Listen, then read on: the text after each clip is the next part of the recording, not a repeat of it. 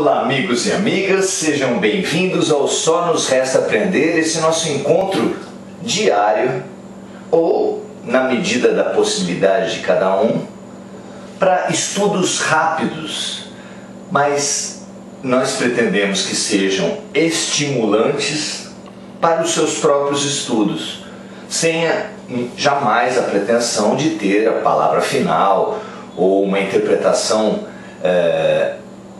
exclusiva dos textos sagrados. Nós hoje trazemos ou vislumbramos numa passagem dos evangelhos um tema fundamental, o tema do poder. Um tema muito mal compreendido, muito mal visto em sociedade, muito mal praticado. Na passagem, que é o encerramento do Sermão do Monte, que por muitos é dado com justiça como sendo o coração do Evangelho, o evangelista Mateus, capítulo 7, versículos 28 e 29, ele descreve assim a situação ocorrida naquela inesquecível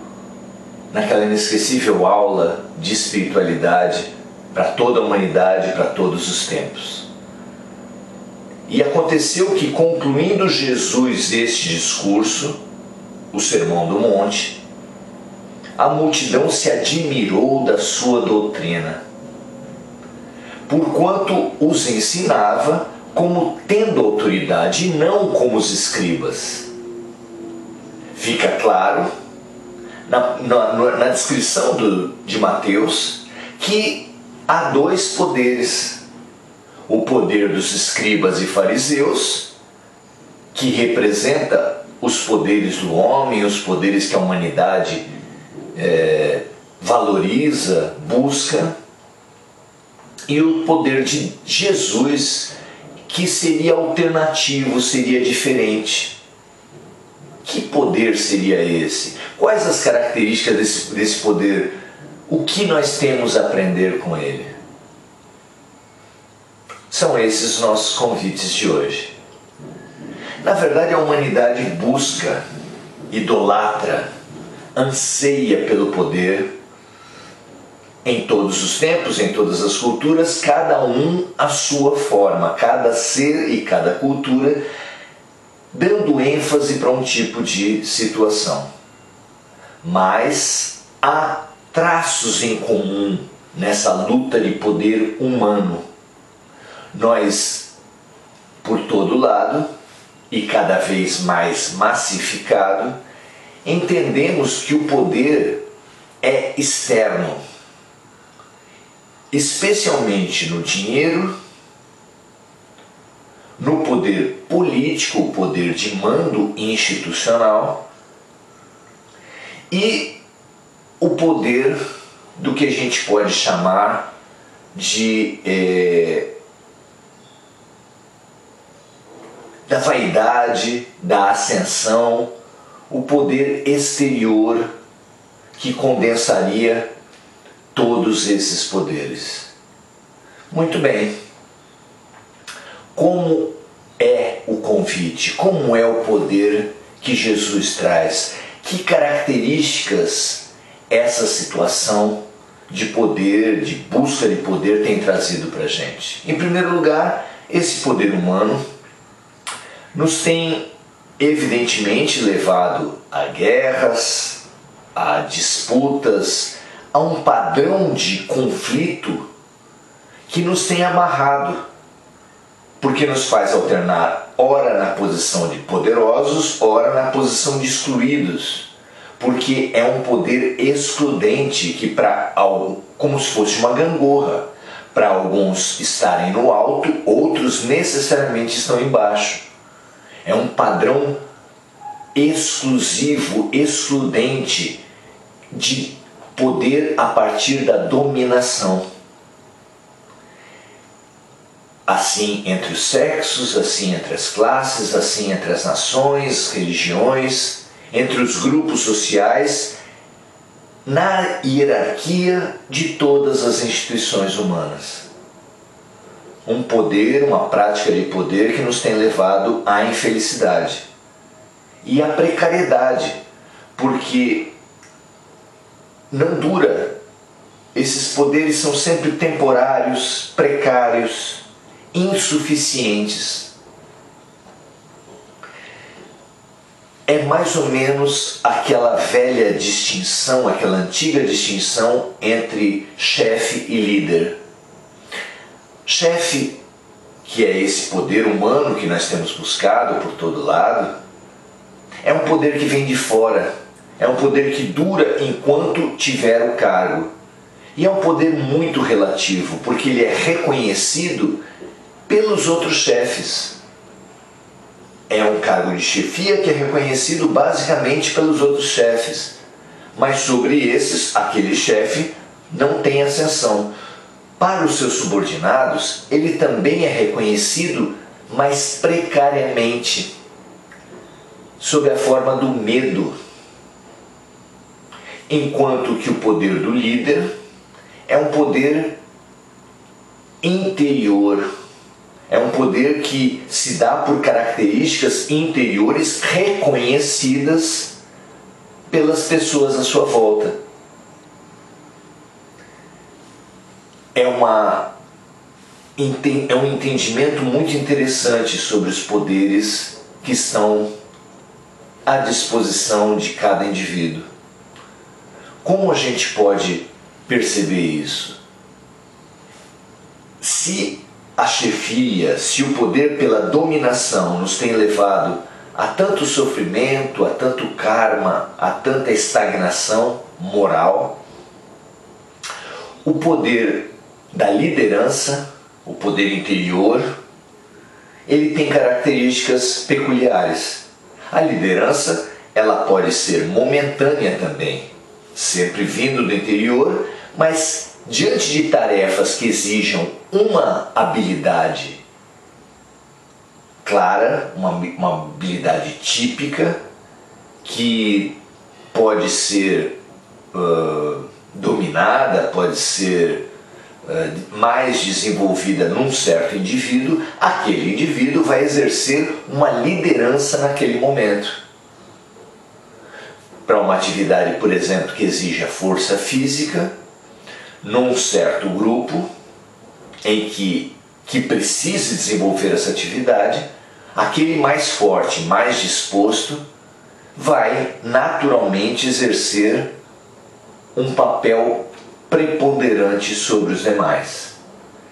Mas as tarefas mais profundas, as tarefas mais complexas, as tarefas por um tempo maior, elas vão apresentar uma multiplicidade de demandas.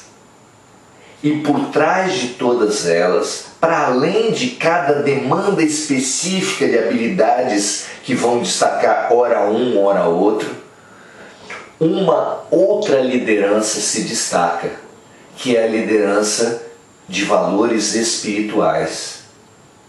Aquela pessoa que manifestar não apenas iniciativa e compromisso com as atividades, com as pessoas, com o grupo, mas que exalar respeito,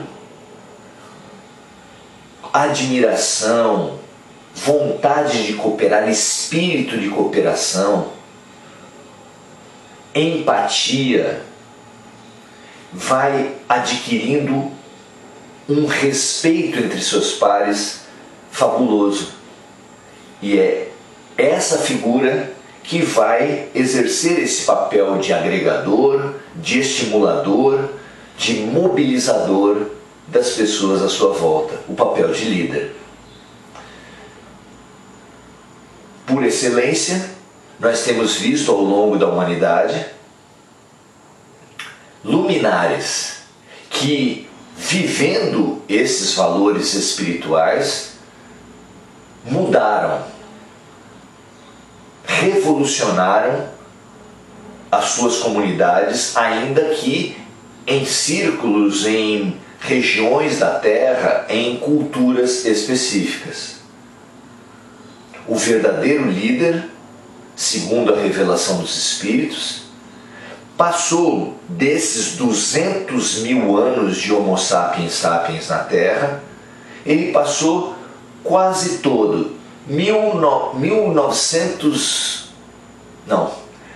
198 desses 200.000 anos, ele passou estimulando, agregando, fomentando das paragens espirituais fabulosas em que ele certamente habita, luminares prepostos, representantes, enviados, que vieram fazendo esse papel de estimulação, de mobilização para a fraternidade. E é assim que a Terra sempre teve referências espirituais, toda a coletividade sempre teve referências maiores ou menores. Nós podemos falar de Hermes Trismegisto, de Lao Tse, de uma série, uma infinidade de figuras da antiguidade que, na incapacidade de compreender tão elevados talentos, aquela coletividade depois os deificava, os idolatrava, transformava em deuses. E assim foi se criando uma das bases importantes do politeísmo, base da religiosidade da antiguidade. Vários deuses,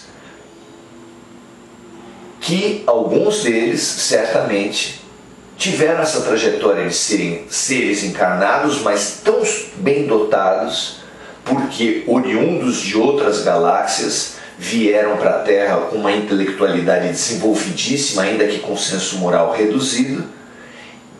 Essas figuras acabaram sendo glorificadas, eternizadas como deuses.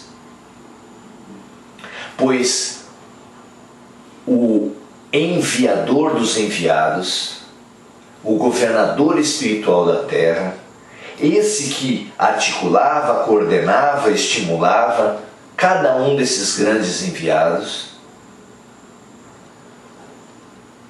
há 2.000 anos atrás resolveu ele mesmo vir à Terra, ele vir como enviado de Deus. E então se deu uma grande transformação, porque intelectualmente as palavras, as ideias que ele veio trazer não eram e não poderiam ser diferentes de todos os luminares que o antecederam, mas ele veio com uma situação diferente, com uma mensagem diferente, que era a força do exemplo.